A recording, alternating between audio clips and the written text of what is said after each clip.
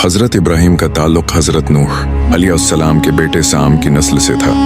उनका मुकम्मल शजरा नसब यूं है: इब्राहीम बिन आज़र, तारिख़ इब्न नाहूर, बिन सुरूज इब्न राव, बिन फैल्ज इब्न आबिर इब्न शालिख इब्न अरफ़ख़शद बिन साम इब्न नूह अलैहिस्सलाम, माख़ज़ तारीख़ तबरी, तफ़सीर इब्न कथीर।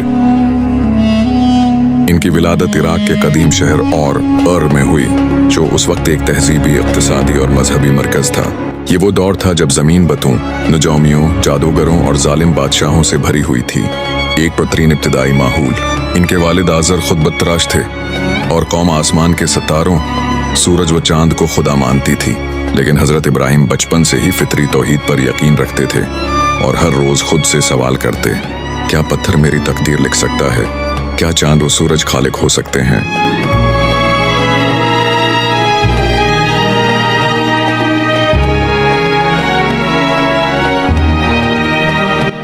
एक रात का वक्त, आसमान सितारों से भरा हुआ। इब्राहीम एक तपती छत पर तन्हा बैठे हैं। दिन था जब कौम के अफराद बतों के आगे झुके हुए थे, और रात थी जब हज़रत इब्राहीम आसमान की जानिब देखते और सवाल करते, क्या वाकई ये चमकदार रोशनी मेरी जिंदगी का मालिक हो सकती है? आसमान पर एक चमकता हुआ सितारा दिखाई देता है। वो बोल उठते हैं, हाज़ा रब्बी, क्या ये मेरा रब है? वो सितारा दमकता है, आंखों को खैरा करता है, दिल को बहकाता है, मगर कुछ लम्हे बाद वो गुरूब हो जाता है। हज़रत इब्राहीम फौरन कहते हैं, मैं गुरूब हो जाने वालों को रब नहीं मानता। फिर चांद निकलता है, अपनी सफ़ेद चमक से फ़ज़ा को रोशन कर देता है। कौम उसे सजदे करती है, गीत गाती है, दुआएं मांगती है। इब्राहीम फिर सोचते हैं, ये खूबसूरत है, ताकतवर लगता है, शायद ये रब हो। मगर जैसे ही सुबह की रोशनी करीब आती है, चांद छिप जाता है। इब्राहीम आसमान की तरफ देख कर बोलते हैं, अगर मेरे रब ने मुझे हिदायत न दी होती तो मैं भी गमराह हो चुका होता। फिर सूरज तुलवा होता है, बड़ा रोशन, सबसे ताकतवर, लेकिन शाम आते ही वो भी गुरूब हो जाता है। तब हज़रत इब्राहीम एक चट्टान पर खड़े होकर बुलंद आवाज में ऐलान करते हैं, ऐ मेरी कौम, मैं इन सबसे बरी हूँ जिन्हें तुम पहुँचते हो। मैंने रुख फेर लिया है उस ज़ात की तरफ जिसने आसमानों और ज़मीन को पैदा किया, और मैं मुशरिकों में से नहीं।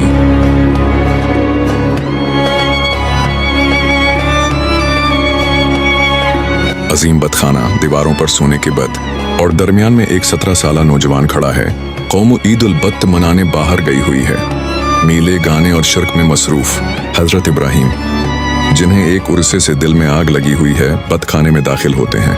वो चारों तरफ देखते हैं, बड़े छोटे, काले, सफ़ेद, सिंगमरमर से तराशे गए बेजान मुजस्मे, जिनके सामने खाने पीने की चीज़ें रखी गई हैं। हज़रत इब्राहीम उनसे कहते हैं, तुम क्यों नहीं बोलते? तुम खाते क्यों नहीं? तुम खुद को बचाते क्यों नहीं? फिर उन्होंने एक कुल्हाड़ा लिया और बारी बारी सबको गिरा दिया। सिंगमरमर की आवाज़ें गौया आसमान तक गूंज रही थीं। सिर्फ सबसे बड़े बत को छोड़ दिया और कुल्हाड़ा उसके कुंधे पर रख दिया। कौम वापस आती है और बतों की हालत देखकर चीख उठती है, हाय हमारे देवता, आए हमारी इज्जत। ये किसने किया? किसी ने कहा, हमने एक नौजवान को सुना है जिसका नाम इब्राहीम है, वो उनका जिक्र बुराई से करता था। फिर हज़रत इब्राहीम को बुलाया गया। सरदारों ने पूछा, क्या ये तूने किया ऐ इब्राहीम? हज़रत इब्राहीम ने कहा, ये काम तो शायद इस बड़े बत ने किया हो, उससे पूछ लो अगर ये बोल सकता है। कौम खामोश हो गई। इनके अंदर से एक सच की आवाज़ आई, लेकिन गुरूर ने उनके दिल बंद कर दिए। उन्होंने कहा, ये भला कैसे बोल सकते हैं? फिर इब्राहीम अलैहिस्सलाम ने कहा, तुम ऐसों को पूछते हो जो तुम्हें जवाब तक नहीं दे सकते। फिर वो गुस्से में आ गए और उन्होंने कहा, उसे आग में जला दो, उसका नाम व निशान मिटा दो।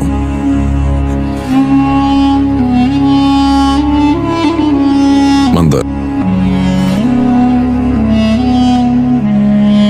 नमरूद, एक ऐसा बादशाह जो खुद को खुदा कहलवाता था। उसे हज़रत इब्राहीम की तौहीद बर्दाश्त न हुई। बादशाह ने उनसे कहा, तुम कहते हो अल्लाह रब है, मैं भी जिंदगी और मौत देता हूँ। उसने 2 कैदियों को लाया, एक को कत्ल कर दिया, दूसरे को छोड़ दिया और कहा, देखा मैं भी रब हूँ।